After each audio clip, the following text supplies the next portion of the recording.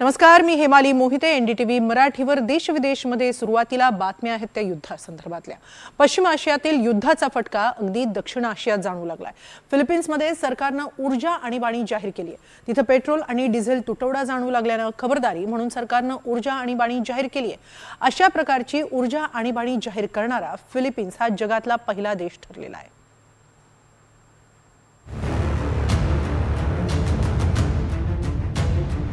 पश्चिम आशियातील युद्धाचा मोठा फटका.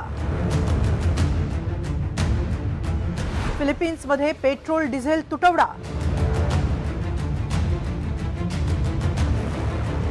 फिलिपिन्समध्ये ऊर्जा आणीबाणी जाहीर.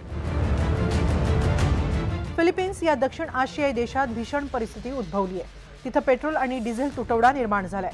पश्चिम आशियात अमेरिका, इस्रायल आणि इराणमध्ये युद्ध पेटलेलं आहे. अशात होर्मुझच्या सामुद्रधुनीतून जहाज बाहेर पडण्यावर मर्यादा आल्यानं दक्षिण आशियाकडे होणाऱ्या तेल पुरवठ्यावर मोठा परिणाम झालाय.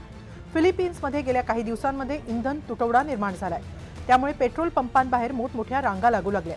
परिस्थिती आणखी हाताबाहेर जाऊ नये यासाठी मंगळवारी फिलिपिन्सचे अध्यक्ष फर्डिनांड मार्कोस ज्युनियर यांनी ऊर्जा आणीबाणी जाहीर केली. माझा संदेश स्पष्ट आहे. ऊर्जा आणीबाणी ही आणीबाणी सर्व गोष्टींसाठी नाही. ही एक अत्यंत विशिष्ट आणि नेमकी आणीबाणी आहे.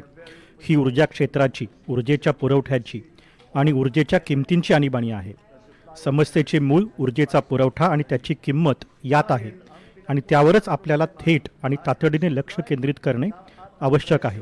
म्हणूनच आम्ही सर्वसाधारण आणीबाणी नव्हे तर ऊर्जेची आणीबाणी जाहीर केली आहे. आपण बरंचसं इंधन होर्मुझमधून घेतो. जेव्हा होर्मुझ बंद होतं तेव्हा आशिया खंडाला सर्वाधिक फटका बसतो. मला सगळ्यांना आश्वस्त करायचं आहे, जरी आणीबाणी जाहीर झाली असली तरी कुणीही गोंधळून जाऊ नका. हा केवळ एक खबरदारीचा उपाय आहे. ही आणीबाणी साधारणपणे वर्षभराच्या कालावधीसाठी जाहीर करण्यात आली आहे. या अंतर्गत एक विशेष समिती गठीत करण्यात आली आहे. ती समिती देशातील इंधनाच्या पुरवठ्यासह त्याचं वितरण यावर लक्ष ठेवेल. तसंच इतर वस्तू म्हणजे अन्न, औषध, कृषी उत्पादनं आणि इतर जीवनावश्यक वस्तूंच्या पुरवठ्यावरही लक्ष ठेवलं जाईल. इंधनाची साठेबाजी, काळाबाजार होणार नाही याची काळजी घेण्याचे आदेश सरकारी अधिकाऱ्यांना देण्यात आले. या आणीबाणीद्वारे इंधन खरेदीवर थेट नियंत्रण, पर्यायी पुरवठादारांकडून अर्थात रशियासारख्या देशांकडून तेल आयात वेगवान करणे, कोळसा आधारित वीज निर्मिती वाढवण्यावर भर देणे, इंधन साठवणूक आणि भाववाढीवर देखरेख ठेवण्यासाठी विशेष समिती स्थापन करणे असे उपाय सरकारनं नेमलेत. दरम्यान सरकारनं मोटरसायकल टॅक्सी चालकांना इंधन अनुदान देण्यास सुरुवात केली आहे. प्रत्येक ड्रायव्हरला 5,000 फिलिपिनी पेसो म्हणजे सुमारे $83 अनुदान दिलं जात आहे. इतर सरकारी वाहन चालकांनाही हे अनुदान दिलं जात आहे. यावर सर्वसामान्य नागरिकांनी समाधान व्यक्त केलं असलं तरी इंधन दरवाढीमुळे ते देखील त्रस्त आहेत. मला इंधन अनुदान मिळालं कारण सध्या गॅसच्या किमती वाढल्या आहेत. आम्हाला त्याची मदत होईल खरी, पण ती पुरेशी नाही कारण इंधनाचे दर हळूहळू गगनाला भिडत आहेत. म्हणजे जितका जास्त प्रवास तितकं अधिक किमतीचं इंधन. म्हणून 5,000 पेसो पुरेसे नाहीत. जर डिझेलची किंमत प्रति लिटर 150 पेसोंवर गेली तर मी गाडी चालवणंच थांबवेन. जर किमती भरमसाठ वाढल्या तर माझ्या जुळीत काहीच येणार नाही. माझे पैसेच संपतील आणि मी केवळ थकेन. मला वाटतं मी आता दुसरा जॉब पाहीन. युद्धाचा आमच्यावर मोठा परिणाम झालाय. म्हणजे आमच्या घरावर खर्च करण्यापेक्षा आम्हाला तो इंधनावरच खर्च करावा लागतोय. कदाचित आता मी सार्वजनिक वाहनानं कामावर जाईन. तसंच काही ठराविक शहरांमध्ये विद्यार्थी आणि कामगारांना मोफत बस सेवा सुरू करण्यात आली आहे. तर राष्ट्रपतींनी जारी केलेल्या विशेष आदेशानंतर सरकारला अनेक अधिकार देण्यात आले.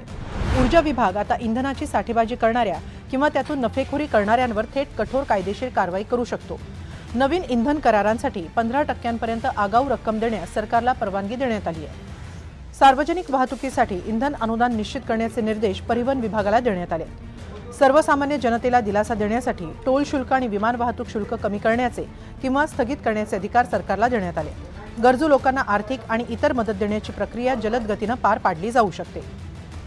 फिलिपिन्स हा देश विजेच्या गरजांसाठी प्रामुख्यानं आयात केलेल्या इंधनावर अवलंबून आहे. होर्मुझच्या सामुद्रधुनीतील नाकेबंदीमुळे गॅस पुरवठ्यावर गंभीर परिणाम झालाय. त्यामुळेच आता फिलिपिन्सनं आपल्या कोळशावर चालणाऱ्या वीज प्रकल्पांमधील उत्पादन वाढवण्याचा निर्णय घेतलाय. या व्यतिरिक्त इंडोनेशियाकडून अधिक कोळसा खरेदी करण्याचा विचारही फिलिपिन्स करतोय. साधारणपणे 11.5 कोटी लोकसंख्या असलेला फिलिपिन्स हा देश त्यांच्या 60% विजेसाठी कोळशावर अवलंबून आहे. फिलिपिन्समध्ये विजेचे दर आधीच खूप जास्त असतात. देशातील प्रमुख मलाम्पया गॅस क्षेत्र लुझॉन या मुख्य बेटाला 40% वीज पुरवतं. ते देखील वेगानं रिकामं होत चाललंय. अलीकडेच नवीन गॅस साठे सापडलेले असले तरी ते कार्यान्वित होण्यासाठी वेळही लागणार आहे. त्यामुळेच फिलिपिन्स सरकारनं युद्ध थांबण्याची वाट न पाहता थेट ऊर्जा आणीबाणी जाहीर करून टाकली आहे. असं करणारा फिलिपिन्स हा जगातला पहिला देश ठरलाय. Bureau report, NDTV Marathi.